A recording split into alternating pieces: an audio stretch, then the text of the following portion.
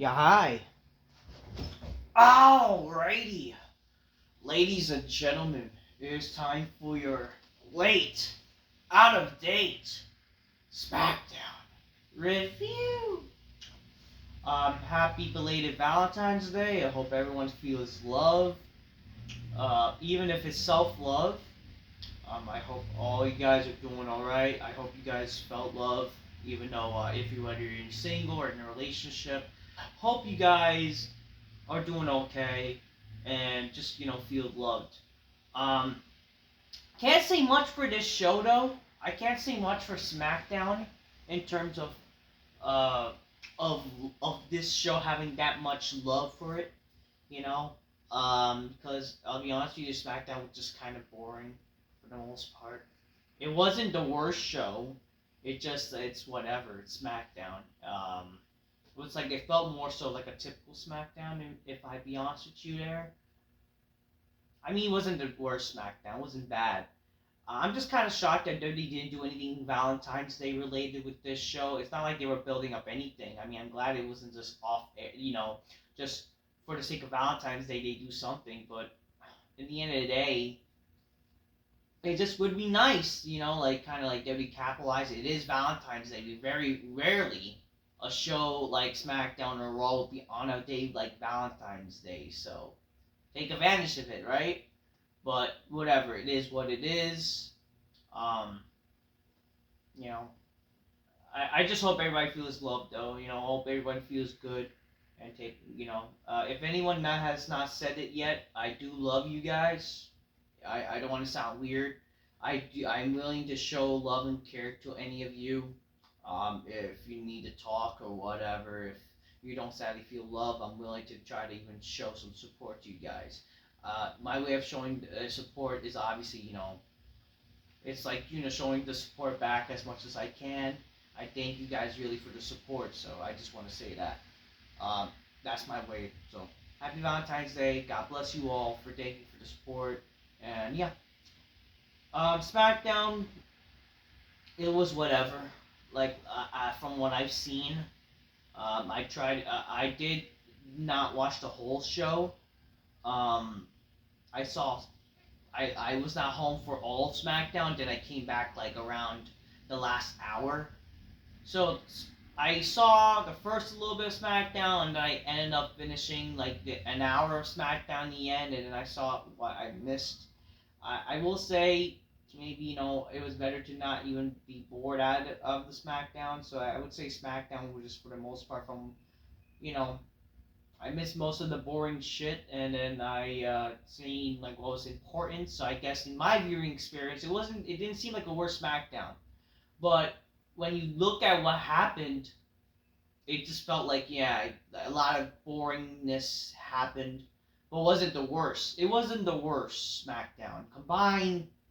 It just for a 3 hour SmackDown, it still suffers, for being a long show, but it wasn't the worst. The show started with Cody Rhodes.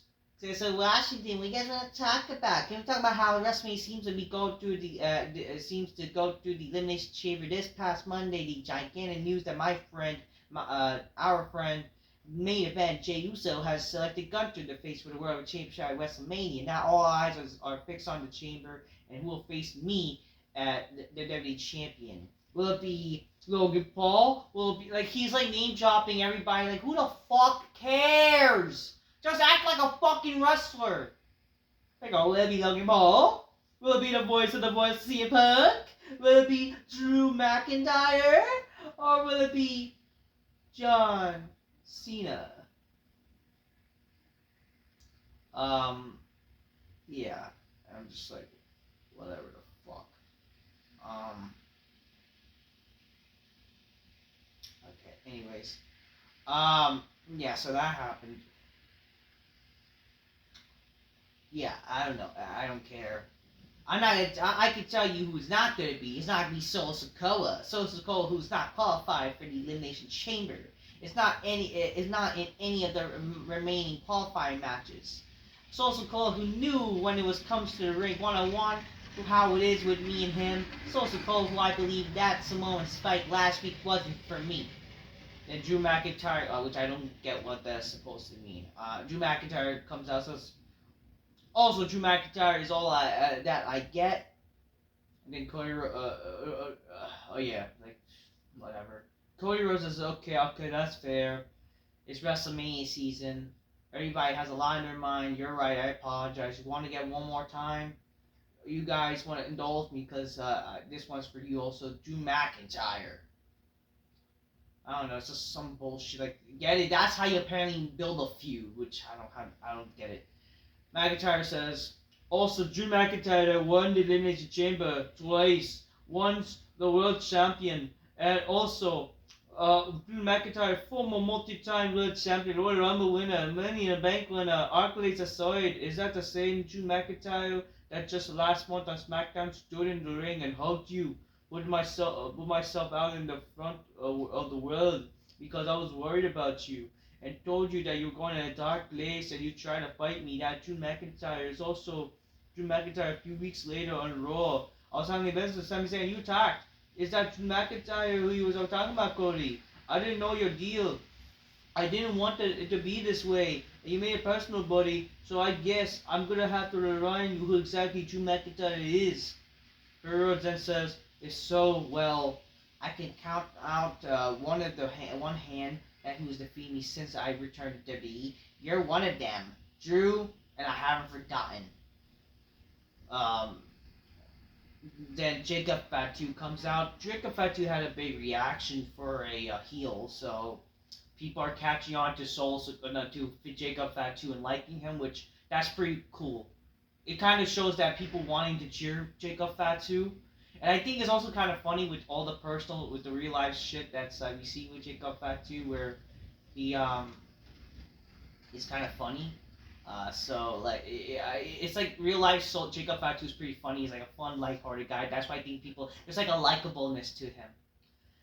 Jacob Fatu says, "Hey yo, Drew, you already got your spot to the chamber. Now see me, I'm on gas, no brakes. Tonight, I'm gonna go after Priest and Braun. I'm gonna dog walk their ass, and when I'm done running these two, I'm on my shot in the chamber. And after that, I'm going to WrestleMania with it, and I'm gonna done with WrestleMania. I'm bringing the time back to my family that should live." Drew McIntyre says, "You know, I think there's just something want to see is a cycle in the world tear down the nation's capital right now." So this gets the fans intrigued, which again, we kind of know this was not going to happen, but this gets the fans intrigued. But God forbid, people actually might want to see this, right? And then McIntyre does, "But no, it's going to happen because I have my spot already. Cody, I think he wants to talk to you." So they cock tease us. It's a typical heel cock tease where, like, God forbid, give us something that we might be excited to, right? But yet, eventually, no, we're not going to get something that's supposedly could be exciting for the viewers that are watching at home and even in the show. Instead, they'll give us something that's like no one cares about, right? Yeah. I don't know what to say. Oh wow, they're showing a Grand Slam now, huh?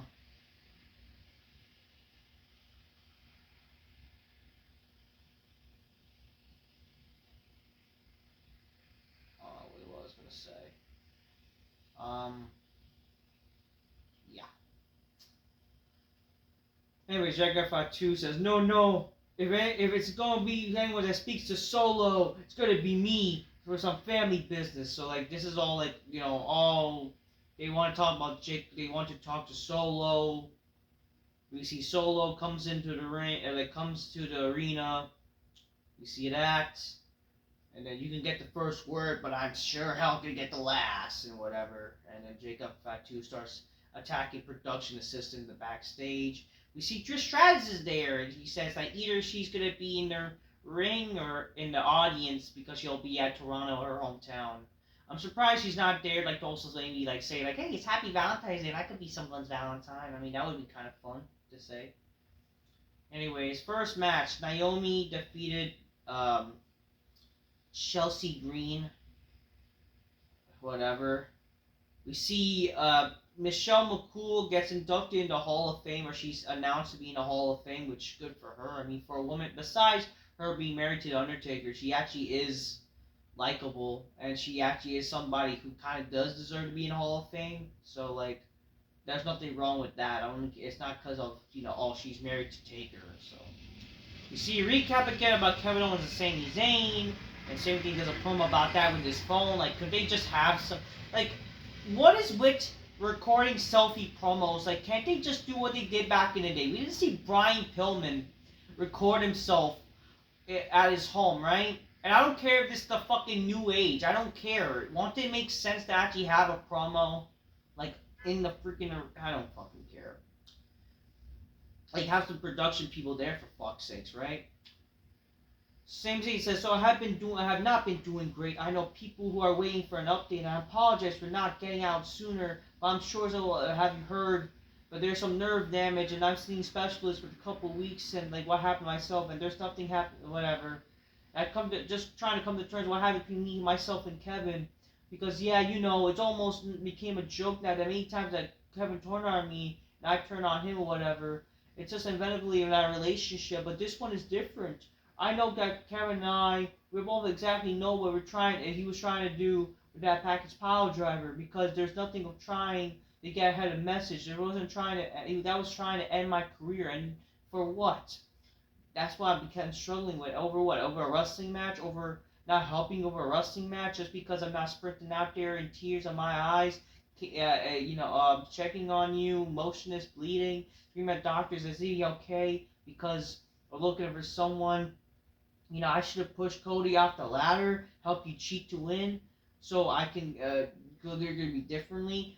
Look, the long and short thing is, I don't know how when I'm going to be clear, but from when I am, Kevin, me and you are going go again. I'm telling you now, it's not going to be fun. I'll see you soon. I mean, I like that they acknowledge how they always seem to turn on each other. And I like that, sure, that they mentioned that. So, in a way, it makes sense. I guess this makes sense that they're going to probably do this at WrestleMania. Well, again, like, wasn't the plan for Randy Orton versus Kevin Owens at WrestleMania? I mean, I feel like maybe they might do this match at Elimination Chamber. I mean, because it is going to be happening in Toronto. I mean, sure, definitely a match like this could be a big Toronto match, right? But whatever, I mean, it is what it is. Second match, Motor City Machine Guns beats Los Garza. I don't care. Then Jake got Fatu Tamatonga. They go to Solo in the locker room. Fatu wants to know what the hell is going on. Well, we're trying to get in contact with you. And then and then Solo's like, I need to tell him off. Ever lost Lula Fala? I've not been myself. I let my family down. And then I don't know how it feels, but I'm okay now. I'm good and ready. I'm not gonna kick over this business. And not the only way. It starts with you winning the qualifying match, going to the chamber, winning a time back for our family. Solo, and then Solo asks Jacob if it got him, it got him, and then Solo stops Jacob and says, "I love you, Jacob." So this makes Jacob Fatu, happy, or like it kind of makes him cool, despite the whole dissension shit. We get Damian Priest promo says, I don't need to tell you who I am. For the last 4 years, I made it to the top, and now you can be my friend or my enemy on SmackDown. I don't need a leader. I don't need a crew. It's just me and only. And you better be ready for a punch because anarchy has arrived or something. Whatever. Sounds like a fine promo, I guess. We get a Nakamura promo. Nakamura says, for weeks I went to I don't know. I don't know what happened nor did I care. Then LA Knight comes out after that whole promo and is like, let me talk to you. Little sin out there, like truth is, the biggest lies I've ever heard is the last time in the ring I painted your hand 1, 2, 3. And all I know is that I could have beat you, beat you again, and I want my U.S. title match back or whatever. Then the Miz comes out and like, you're always gonna have a thing for sticks, huh? It's always gonna look at you guys look at basic. You're not smart enough against Shinsuke. And then LA guy says, "Hold on, I got this one.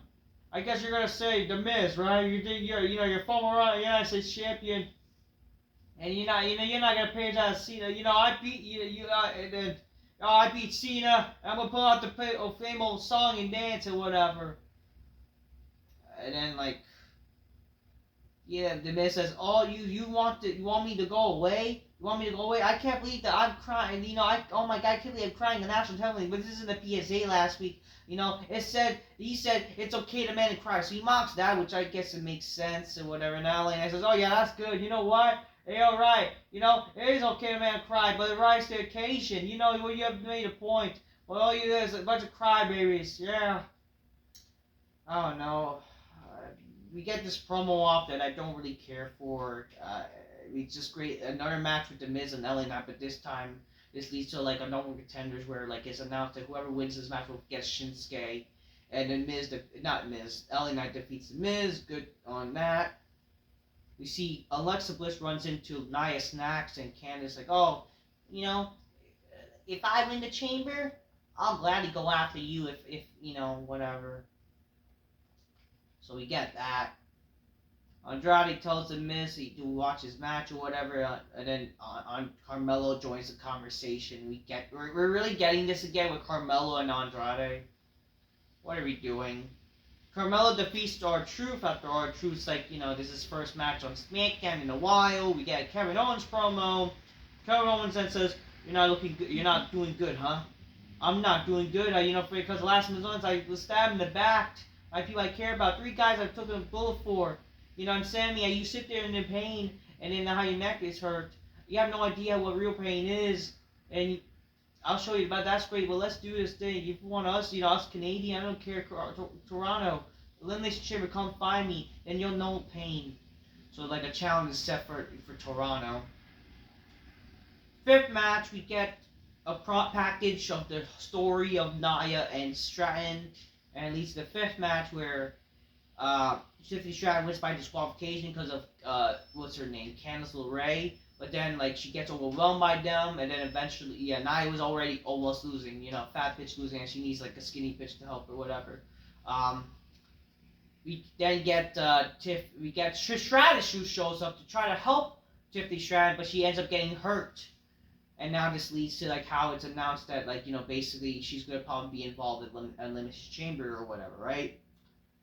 After this, we see Ric Flair Jr. come out. Ric Flair comes out and, "Hey, Tiffany, wake up before I drug you to have sex with you." "Hey, Tiffany, I choose you, and we'll have a hell of a night." Woo!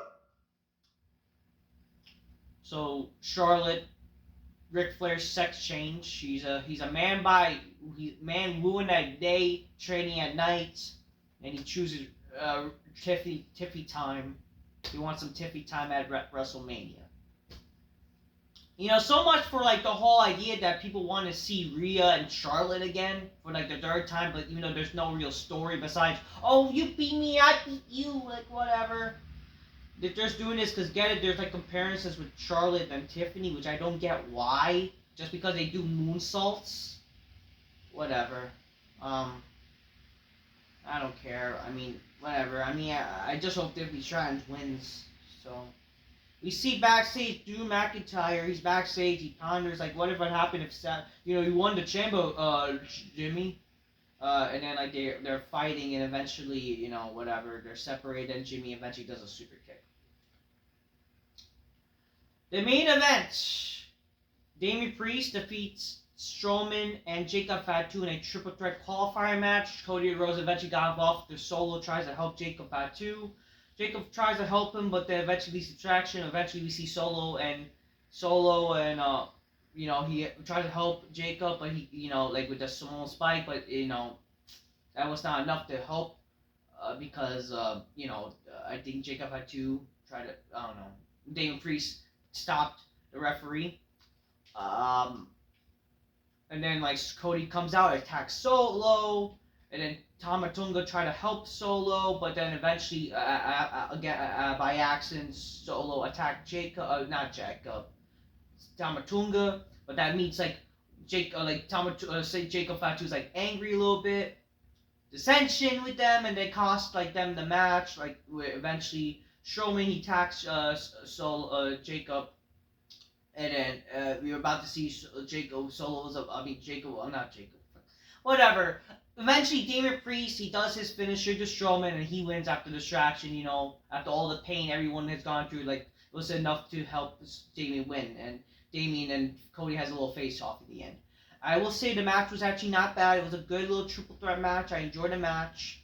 I enjoyed what happened in the match. You had a little chair getting involved. I liked how they, again, mentioned the whole issue with Jacob and, Strowman. So they're going to probably carry on with that. Maybe Elimination Chamber. Maybe they may have like a big blow-off match. And, yeah. This may be leading to now Solo versus Jacob at WrestleMania. Whatever. I mean, I kind of don't want to see them break up, but if they want Jacob Fatu to be his own thing, that's what they might have to do, because Jacob Fatu is getting pretty over. So, that's pretty cool to see. But yeah, man, SmackDown wasn't too bad, I guess, Was boring, but it wasn't the worst. I mean, at least the opening was whatever. The ending, I mean, you had a cool match to end the show, so. But the end, the middle, whatever. I mean, you had things that, like, ending, openings, middle, and end. The middle was the whole Tiffany Stratton match, even I didn't care much for the match. But, and then the whole revelation, Charlie chooses freaking Tiffany Stratton. I just hate that. Like, they're immediately announcing, like, instead of this whole surprise factor maybe after the Elimination Chamber. But again, that's what happens when they don't. Again, that's the problem. They don't do title matches in the chamber anymore. They just might as well challenge. So, like, that makes you question, are they even going to do title matches at the chamber pay-per-view aside from the chamber matches the chamber matches with the title in the, I don't know. I miss how they do things nowadays, they used to fucking do title matches in the chambers, or at least can we actually have the fucking title matches happen on the fucking show? What are we doing? Are we really doing this whole bullshit fucking 5 matches scenario, really? Like, I mean, I don't care, man. I don't know. Do I care? It just also goes to show, like, they're struggling with how they make big shows, because they have to please, like, every master they have. They have to please the USA Network. They have to please Netflix. They have to please fucking Peacock. Like, do they not know how to book things to make people care and happy? I don't know. Anyways, I don't feel like a lot of love for this show, though. The show was not terrible, but not much love was for this show. That's all I can say. Keep it real good. Till next time, peace. Yeah, bye. All love to you guys, though. God bless y'all. Happy Valentine's Day. God bless. Till next time, peace. Yeah, bye.